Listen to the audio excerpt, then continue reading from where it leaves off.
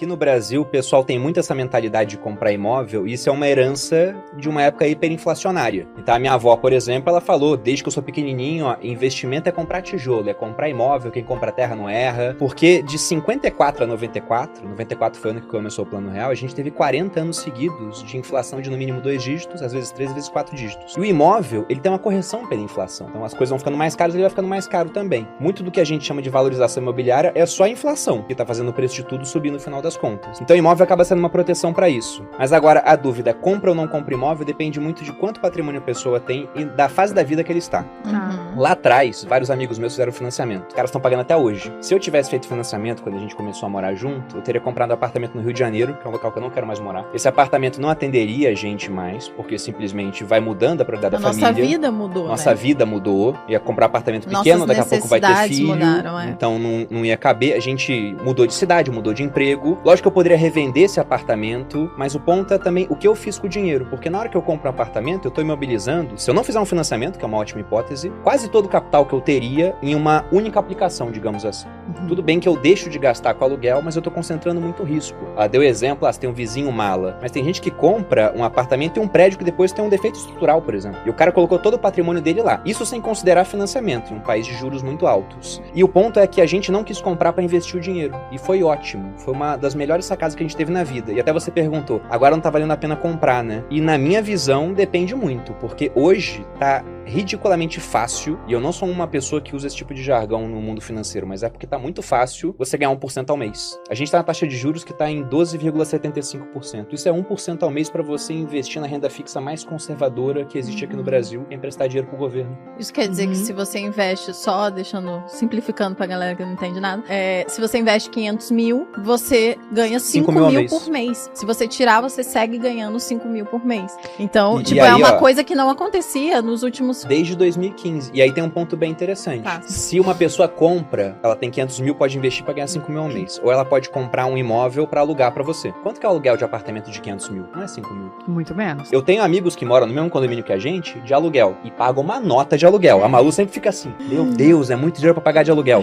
Só que esse mesmo dinheiro investido rende mais do que o dobro pra eles. Entendi. Então eles botam o dinheiro em fundo imobiliário, por exemplo, que tá pagando também vários 1% ao mês. Eles tiram dinheiro, pagam o aluguel e ainda sobra um dinheirão. Eu não sou contra alguém comprar uma casa. Não é isso. Mas é que o brasileiro compra muito mal. Porque o que ele faz? Ele não tem dinheiro, ele dá aquela entrada mínima e aí faz um financiamento que pra caber no bolso ele vai parcelar em 35 anos. Aí paga 5 casas. Não, o cara vai pagar 2 casas, não vai chegar a pagar 5. Só que ele tá pagando um caminhão de juros pro banco e depois o pessoal fala, nossa, o lucro do banco é bilionário. Porque o banco pega o teu dinheiro da poupança, te dá um pouquinho de juro e quando empresta no financiamento é por uma taxa mais alta ou no empréstimo pessoal por uma taxa mais alta ainda, o cheque especial é uma taxa mais alta ainda, tem uma máquina de gerar dinheiro. E quem alimenta isso é o brasileiro, que ele tá sendo educado para fazer dívida. Ter um financiamento no Brasil é o comum, mas eu não diria que é o normal, não com uma taxa de juros tão alta quanto a gente tem. Seria muito melhor no começo da vida, aquele casal que acabou de casar, morar de aluguel, até porque eles estão numa cidade, daqui a 2 anos estão em outra, eles vão investindo, vão construindo patrimônio e aí um dia eles compram a casa dele, se quiserem, porque às vezes eles podem aprender a investir tão bem que não precisa. Deixa o dinheiro lá rendendo mais. Com 10 anos de idade, meus pais separaram, fui morar com a minha mãe no Rio de Janeiro, e a minha mãe entrava e saía de uma casa igual troca de roupa.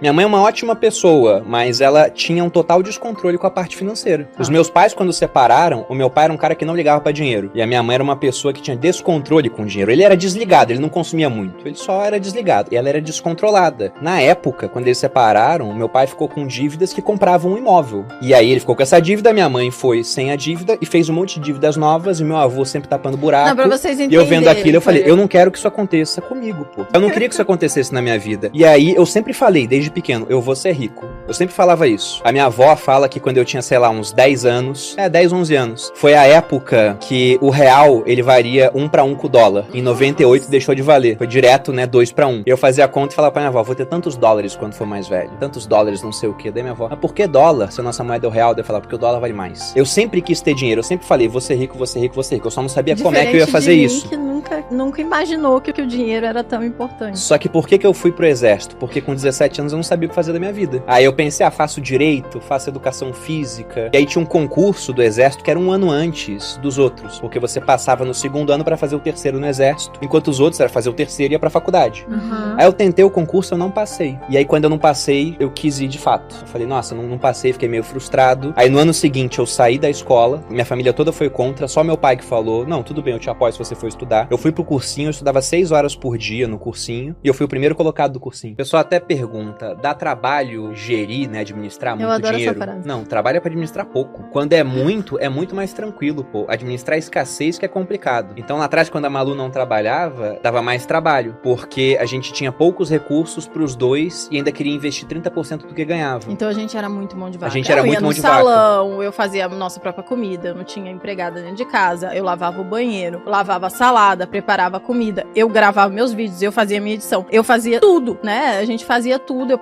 lavava a nossa roupa, passava a roupa. Então era tudo internalizado, né? A gente não delegava nada. Tem até um ponto interessante, né? Nessa época, já no final, assim, da minha carreira como militar, eu ganhava uns 10 mil. E a gente investia 3, sobrava 7, pagava as contas, não sei o que, e depois dividia uma parte pra consumo. A Malu podia consumir R$1.500. Ela nunca gastou os R$1.500, todos. Ela sempre gastava menos. Só que, se eu for pegar 1.500 de 10 mil, é 15% da renda que ela podia gastar. Então hoje ela fala, hoje eu era muito mão de vaca, hoje eu não sou. Hoje ela gasta muito menos de 15% da renda que ela faz. Gasta quase nada. Mesmo que ela compre as coisas caras, porque a gente aumentou exponencialmente a renda no final das contas.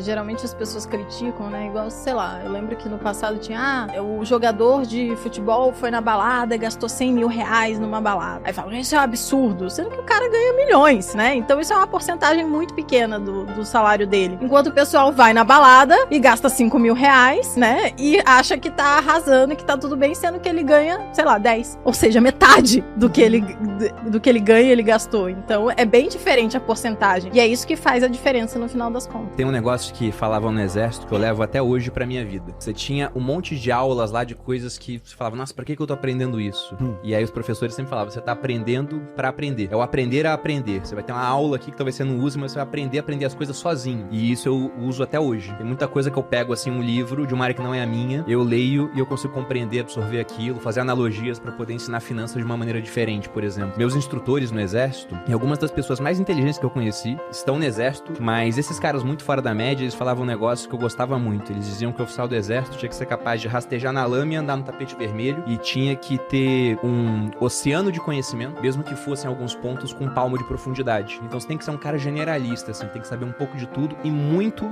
de algumas coisas específicas. Por que ser rico, né? Não é essa questão de você poder ir em restaurante caro e não olhar o menu, viajar pra onde quiser, de primeira classe, de executiva, ter um carrão, ter uma baita de uma casa, né? Olhar tua conta bancária e parecer um CPF, não é isso. Tudo isso é legal? Lógico que isso é legal, mas o que me motivava é eu chegar pra minha mãe e falar, olha, eu vou comprar um apartamento, mora lá. Pra minha sogra eu fiz a mesma coisa, pro meu sogro. Foi pagar o financiamento do meu pai e acabar com dívidas que ele tinha. Foi pegar a minha irmã, que era uma excelente profissional na área do direito e que tava esperando há 2 anos pra ser chamada pra um concurso público e ela não seria chamada, chegar pra ela que tava em Palmas e falar, vem pra São Paulo, trabalha comigo, começa a arrematar imóvel de leilão, a gente cria um negócio junto e agora ela tá milionária também. Ou, como aconteceu agora na pandemia, o meu cunhado, ele pegou Covid. Meu cunhado até a minha idade fez academia militar comigo, né? E ele ficou muito mal, chegou a ser entubado, ele tem um plano de saúde do exército e no Rio de Janeiro dá direito aos hospitais do exército. O pessoal se esforça tudo, mas não é uma estrutura igual de um hospital particular. E a minha esposa tava em prantos, assim, né? Ela falou, e agora, o que a gente faz? Eu falei, leva ele pra um particular. Ela falou, mas se ficar muito caro, se ele ficar internado 30 dias, né? Fiz a conta e falei, não, se ficar 30 dias a gente aguenta. E se ficar mais? Eu falei, a gente trabalha mais. Então isso que é o dinheiro. É você poder chegar pra sua esposa, que tava literalmente, né, na merda naquele momento, ela ficou muito mal e falar, olha, por falta de recurso, ele não vai sofrer, não. A gente vai conseguir dar conta e ele tá bem agora.